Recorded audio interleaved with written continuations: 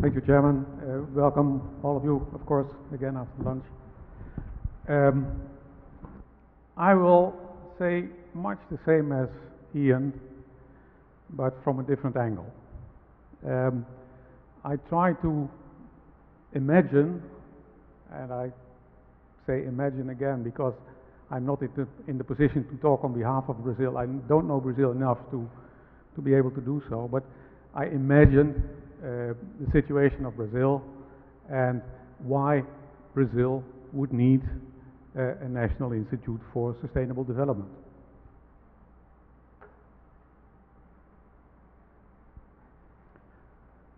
So a few parts of the talk which I will go into, and you see this back every time I change subject. Economic growth. Brazil is considered one of the BRICS countries, so one of the rapidly growing economies. And if you look at the figures until 2011, that is confirmed by those figures. But if you look further, this is from our recent newspaper in Holland, you see that the growth numbers are going down. And if you read The Economist of September 2014, so a very recent issue, they show this picture. I don't think it's as negative as this, and The Economist doesn't think either. Because they say one of the conditions that Brazil has to satisfy is that it needs to improve its infrastructure, especially roads, waterways and ports. And that's exactly what we are talking about here. So there is an economic necessity to improve this infrastructure. But infrastructure development comes with sustainability issues. If you build roads in a pristine area, you know that in a rainforest, for instance, you have degradation of that rainforest, you have habitat fractioning, you have colonization from the road into the area, all sorts of problems which lead to degradation. If you make a large river suitable for navigation, for instance by narrowing it, which we did with the Rhine, you get incision, you get groundwater drawdown, you get a change of flood conveyance properties. I come back to that in the next slide. So you cannot do that without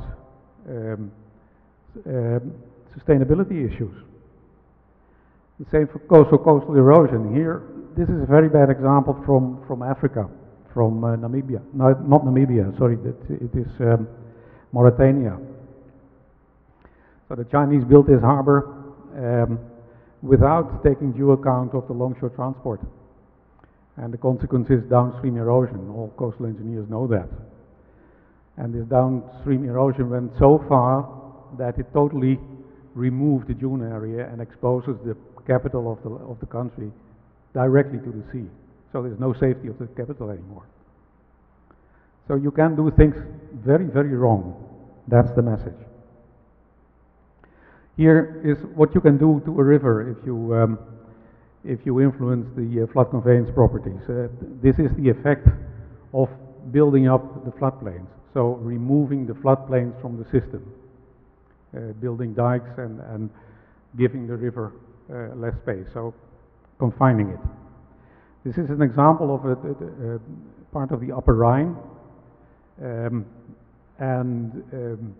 this was run with a model with the situation of 1882, 1883, when there were still floodplains and ample space, and the situation of 1995, when everything was constricted and there were hardly any floodplains left. And you see that not only does the peak discharge of the flood waves increase very significantly, 1,000 cubic meters per second is 5% of the maximum, less than 5% of the maximum discharge of the river. So if your peak discharge increases by this amount, you have a problem. And moreover, the lead time from the beginning of the flood to the peak also decreases by 45 hours. So you have less time to evacuate people and to take measures. So this all comes simply by removing floodplains from the river. Beware. If economy develops, a lot of things happen, of course. So production goes up, agriculture, increasing land use, so deforestation is a notorious one with the consequent flood risk increase. You have increasing water demand, so water offtake from rivers, I talked about that in my previous talk, groundwater depletion, increasing fertilizer use, so eutrophication and pollution.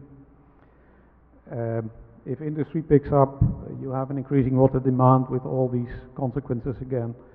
You have increasing discharges, pollution, contaminants, increasing emissions, climate effects, offshore industry, increasing environmental risk in all phases, exploration, production, transport, dismantling, increasing underwater noise during construction and operation, and you name it. Also deep sea mining, where Brazil is having ambitions. We heard this morning the environment is largely unknown in the deep sea, so also the environmental risk is unknown. When you mine things from the seafloor, you destroy habitat, and there again you have increased underwater noise, and maybe that's not the end of the list. That's the things I could imagine, but maybe there's more. If the consumption goes up, you have a changing food range. Here you see the evolution of per capita meat consumption in China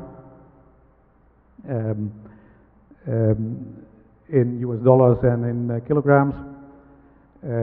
And if you probably know that the water footprint of meat is much bigger than from other food components. So if you increase your meat consumption, you will increase the water demand, water pollution, etc. Increasing medicine use, people get ill, and remainders of that medicine end up in the water cycle. So you have contamination, increasing waste production. Don't forget waste production. So water pollution, we all know that, you can see that. But a very nasty one is the microplastics, a gigantic upcoming problem in the oceans, where microparticles of plastics, which don't degrade anymore, end up in the food chain and are everywhere at a certain point in time. So, conclusion, economic growth comes inevitably with sustainability issues. And so, the capability to solve these issues is of value to society, of economic value, of sustainability value. You have to do something about it. You can't let it go. And if you let it go, you pay the price later. We have heard that many times already, today, yesterday. Then the next question, so you have to do something about it. That's the conclusion.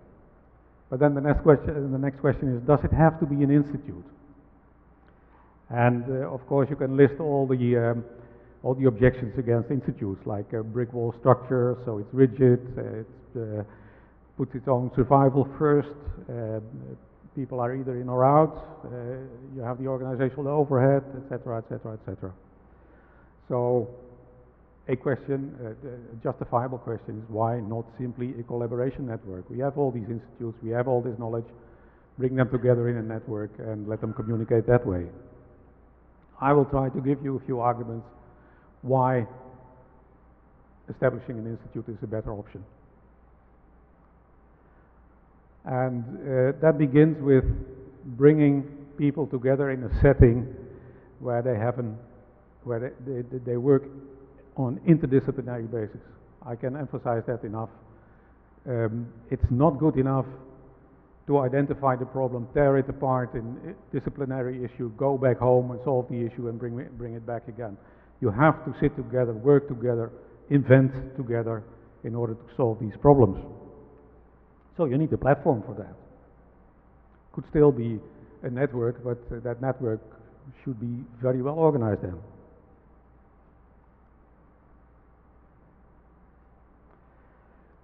Co-creation is in the same line. But if you create a co-creation setting with people from different institutes, you can bet that they have a double agenda because they also have the interest of their own institute. So what you need is a place where people can co-create without hidden agendas.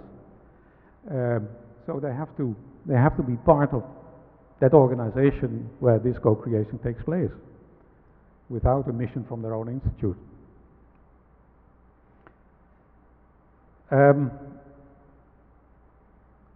Ian has emphasized already that there is a need for something operating on the bridge between academia and practice, and practice is businesses as well as government. So you need a place to work independently on the two-way bridge. Ian emphasized that also, that there is a two-way communication. It's not only from basic research to practice, but also back from practice to basic research.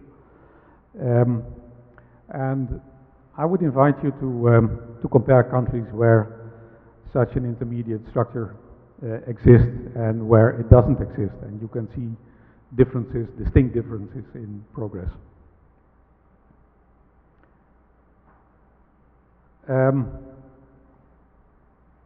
There's another element that is the element of funding. Funding of universities, at least in our setting, I don't know whether it's different in Brazil, is haphazard. You submit proposals and your proposals are accepted or rejected, but it's very difficult to develop a consistent research program which you simply carry out step by step. So the timescale of academic research is a PhD track as a consequence. If you take the government is sensitive to bureaucracy, it was mentioned this morning already, and to political news of the day. So it's not very strict in maintaining its line. And businesses hop from project to project. That's what they're doing. That's why they are in our world. So what you need is an organization for long-term strategy development with the possibility to stick to that strategy. Really keep the line, go on consistently.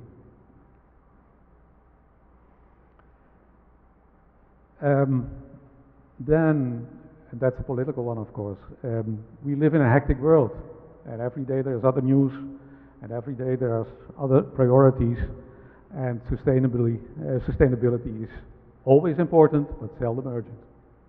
So there are always more urgent things. So there is a tendency of sustainability to go to the second line of interest. So what we need is an organization with sufficient impact, identity, mass, repute, brand, to keep sustainability on the agenda. We need power in order to achieve this. So the second conclusion is that Brazil not only needs attention for sustainability because it's developing, but also it needs a water-related sustainability institute. But there are a few points to bear in mind if you establish such an institute. And I will come up with 10 points of attention, recommendations. I will not call them 10 commandments because that would be too ambitious. But these are crucial points if you establish such an institute. And this is all based on 12 years experience running this kind of institute. That begins with independence. You have to be independent. You cannot depend on one of the parties you are advising. Because if other parties want to believe you, and there is always more than one party involved, you'd better be independent. You better not have the suspicion of talking the language of one party. If you want to achieve then that a non-profit status helps, we also heard that about the English institutes, simply because you are less of a threat to commercial parties. And of course, like Deltares is also a non-profit organization. If you make a profit, you feed it back into research, or into your facilities. So no shareholders, certainly no shareholders, and no stock exchange. Stay away from that. And also, while you're independent, avoid any party's dominance in your funding. If one party funds you, then you may be called independent, but you are dependent. Then you need backing, commitment. You need support elsewhere. You cannot be strong enough to survive on your own. So you need backing from government, you need backing from private parties, you need applause from society from time to time in order to survive. So that means client orientation, that means adding value to your clients or other parties' operations, seconding staff, also outflow of staff to other organizations which you work with, and maintaining good contacts in general. Scope, focus, and mass, very important. So my suggestion is determine a limited number of themes in which you strive to excel. Don't try to do it all. And allot sufficient capacity to each of these themes. That enables you to make progress, that provides the experts in your organization with a stimulating environment, because they are enabled to work on a certain line of development which they like, and it enables you to stay focused. The fourth one is real-life product testing. If you are an institute and you develop products for practice, you have to make sure that practice can use it, right? So the only way, in my opinion, to do so is to get involved in real-life projects and work under real-life conditions. So that means under conditions of time, stress, budget constraints, risk, liability, etc. Because only then you get to know what the value of your tools and your products is. And as far as software is concerned, have it beta tested in practice by other parties than yourself. The fifth point is steady and reliable R&D funding. So make an arrangement in such a way that there is a steady flow of means and money to your R&D program. Ian already said, and I want to emphasize that again, there is a very significant effort needed to bridge the gap between academic research and practice. Maybe even more than the cost of the academic research itself. If you are totally dependent on the government, I warn you that R&D funding is an easy target for budget cuts. So you'd better diversify, and if possible, try to earn as much money as you can yourself to feed back into research. But in any case, keep the flow steady as you can.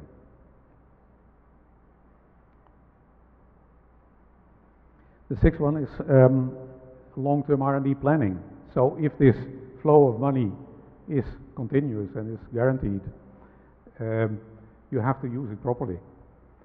That means that you have to have a long-term strategy which looks further than the next budget year. And this long-term strategy you have to stay focused on. You have to stay focused on your goals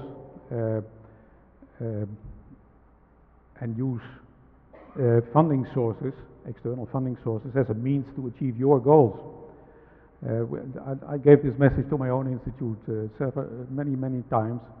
In Europe we have the European Commission, which funds a lot of research and development, and it's very tempting to submit proposals if there is money. But if that money doesn't contribute to your goals, don't do it. Don't waste your time. So don't be distracted by incidental funding. It is really a trap to fall into. Point 7, strong links with academia. Ian also already said that. So that's universities, fundamental research institutes. They have their own role to play, and they are a vital source of information. And if you do it right, you can establish a very nice win-win relation between this kind of intermediate institutes and universities. You can do that by seconding staff, preferably either way. Not easy, but it can be done. By hosting students on internships and PhDs, by funding PhDs if you have the money, by sharing research facilities, again, preferably either way, because universities also have research facilities which can be of good use to the intermediate institute, and by jointly developing and executing a basic research agenda. That is one of the ways to realize this feedback from practice to academia. And academia is happy with that. There's no threat in it. It is added value if you can do research which society calls for. Be open about your knowledge. Knowledge, tools, data. Our motive was, or our I don't know the word, but dare to share. That's what we said at Deltares.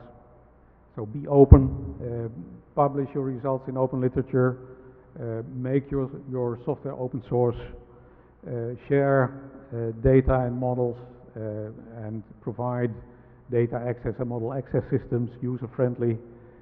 Share your facilities, share. There's no threat in that, because if you share, there's also something coming back. Then point 9, make sure you have a good home market. And I think Brazil has the potential to have an excellent home market. There's so many problems that have to be tackled. I showed a picture of the Netherlands and the Building with Nature home market, but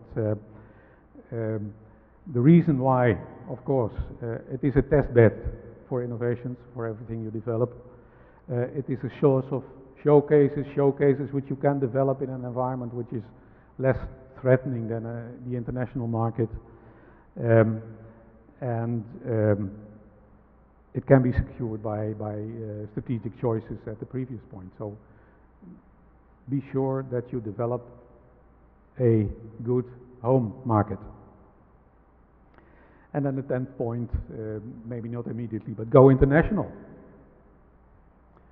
Because outside Brazil, there is a lot to be learned which is of relevance to Brazil. And moreover, it gives you more opportunity to keep your expertise up to date, gives your staff a broader view, gives stability, you have another leg to stand on once things in Brazil go a bit less easy. And it's easier to attract highly qualified foreign staff. There comes the language issue, by the way. That if you want foreign staff, then well, proficiency in English is recommendable. So my final conclusion is that there are strong arguments for Brazil to have a water-related sustainability institute, but think carefully about key issues such as position, organization, scope, role, and funding. Thank you.